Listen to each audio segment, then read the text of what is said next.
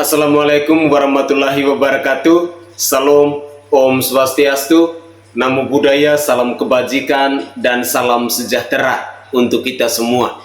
Saudaraku sebangsa dan setanah air, para penonton kanal YouTubeku yang sangat saya hormati dan sangat saya cintai, salam jumpa dan selamat bertemu kembali bersama saya Sainai di Suara Anak Timur pada hari ini, Sabtu 1 Juli 2023. Saudaraku sebangsa dan setanah air, dalam muatan video saya kali ini, saya ingin menyajikan ke hadapan pemirsa sekalian tentang kecaman-kecaman, tentang hujatan-hujatan yang ditujukan kepada Bapak Anies Rashid Baswedan oleh netizen. Ada banyak alasan kenapa mereka mengecam keras terhadap Bapak Anies Rashid Baswedan ini. Dan untuk lebih jelasnya, mari kita bersama-sama menyimak cuplikan-cuplikan video berikut ini sebelum saya berkomentar banyak di akhir video nanti. Selamat menyaksikan. Salam NKRI. Saat ini lagi viral nih terkait videonya Anies Rashid Baswedan yang katanya disambut oleh Raja Salman di Mekah. Setelah saya telusurin, saya cari data dan faktanya dari video, dari berita, dari berbagai macam literatur, ternyata 100% video tersebut adalah hoax dan pembohongan publik. Kenapa saya berani mengatakan bahwa itu adalah suatu kebohongan? Karena memang betul Bapak Anies Rashid Baswedan itu akan menunaikan ibadah haji, tetapi dijadwalkan keberangkatannya itu di tanggal 22 Juni. Tolong ya, 22 Juni 2023. Sementara video sudah beredar sebelum Bapak Anies Rashid Baswedan berangkat ke Mekah untuk menunaikan ibadah haji. Yang artinya video tersebut memang sengaja disetting sedemikian rupa untuk menaikkan popularitas dan elektabilitasnya Pak Anies Rashid Baswedan. Gila ya. Hanya demi suatu kepentingan, hanya demi suatu ambisi, kubunya Anies Rashid Baswedan menggunakan cara-cara licik. Betul, mereka adalah golongan-golongan manusia munafik. Benar-benar ya, mereka jual agama hanya untuk kepentingan mereka. Mereka tidak peduli ya. Mereka melakukan suatu kebohongan itu adalah suatu dosa besar. Mereka tidak peduli akan semua itu. Gila ya, katanya mereka adalah kaum-kaum yang paham akan nilai-nilai agama.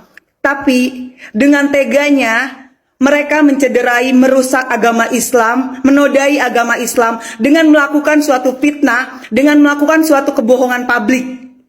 Untuk saudara-saudaraku sebangsa dan setanah air, disinilah kita harus jeli. Mana pemimpin yang layak untuk dijadikan pemimpin untuk didukung, mana yang tidak layak. Satu poin ya, belum apa-apa saja Anies Rashid Baswedan sudah menggunakan cara-cara yang sangat licik. Apakah dia layak, dia pantas untuk maju menjadi calon presiden 2024 nanti? Saya rasa tidak.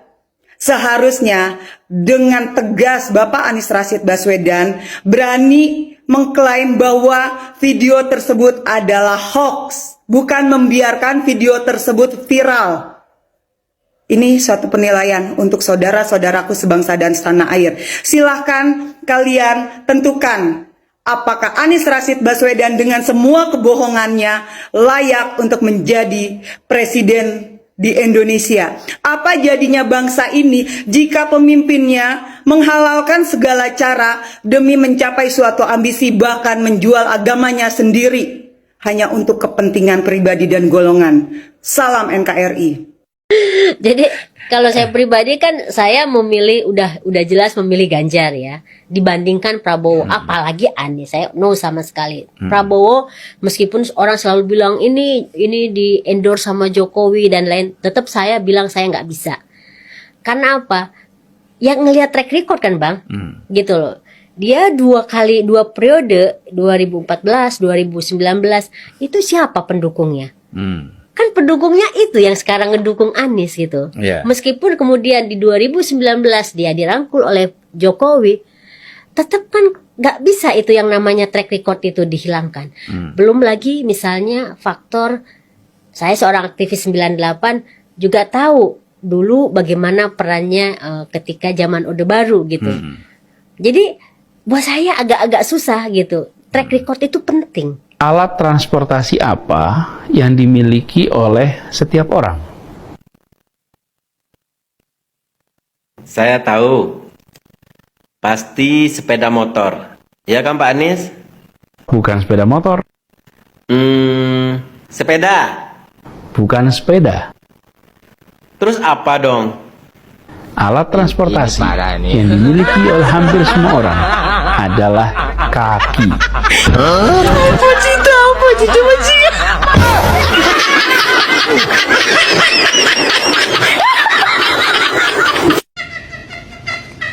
Abang mah gak percaya tahun 2024 Pak Anies bakal menang. Kalau Pak Anies menang mau pindah ke negara mana Bang? Anies menang 2024 mimpi. Anies kalah 2024. Coba buktiin kata-kata gua.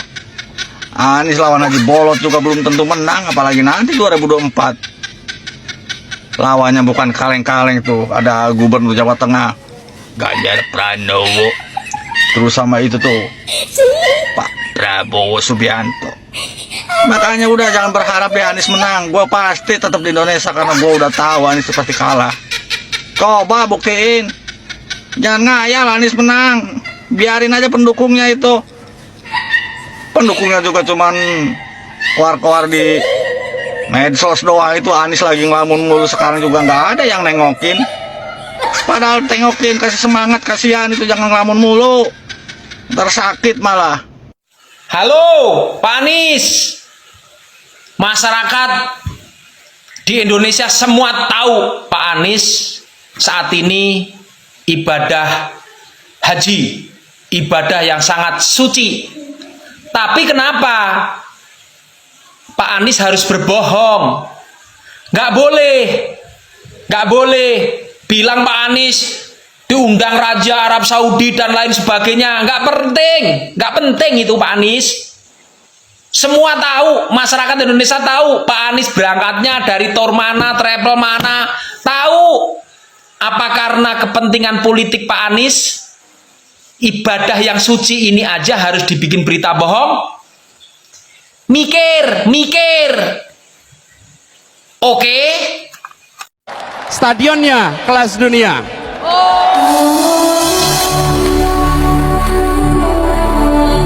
Masuk lagi stadion JIS, ya pasti kita akan cek, ya. Nah ini yang tentu harus kita antisipasi keselamatan daripada supporter. Jangan sampai supporter tidak pulang ke rumah dengan selamat. Pakainya kain loh itu. Batik itu dipakainya untuk sarung. Tidak. Anies Rashid Baswedan. Ini kalau ditanggapin sama pendukungnya dianggap buzzer, fitnah. Memang begitulah. Pendukung Anies semuanya konslet. Jadi nggak bisa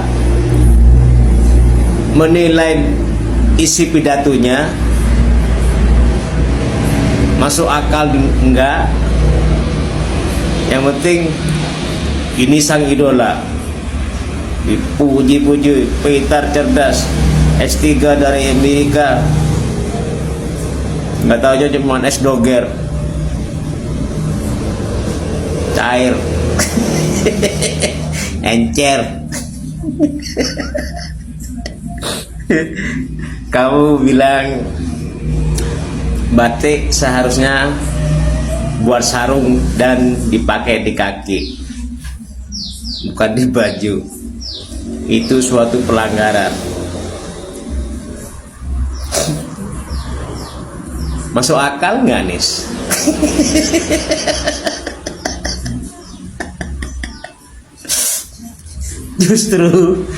Justru yang ada pelanggaran itu terletak di otak Anda sama mulut Anda. Disitulah pelanggaran, Nis. Gitu loh. Kok ada orang pakai batik cuma di kaki? Emang kaos kaki? Saya mah kata pendukungnya, kamu cerdas, tapi giliran berpidato di podium melebihi Warkop DKI. Lucunya kalau Warkop DKI itu Nis,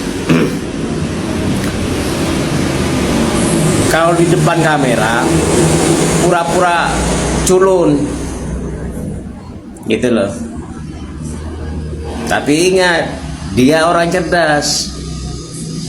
Nah, kalau kamu sebaliknya malah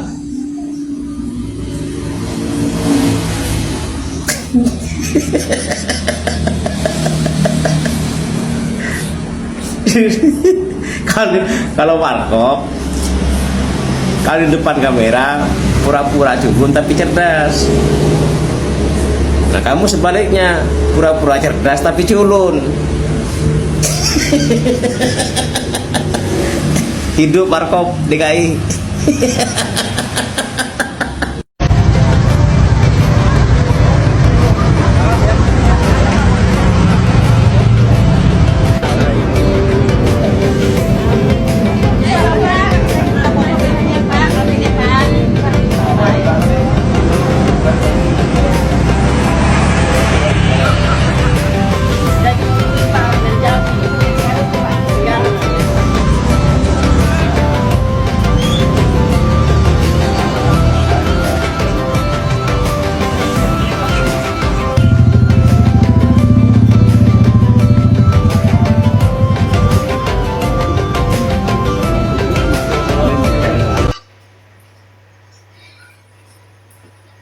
Oke guys, dalam muatan video tadi kita sudah menyimak bersama-sama, kita sudah menyaksikan bersama-sama.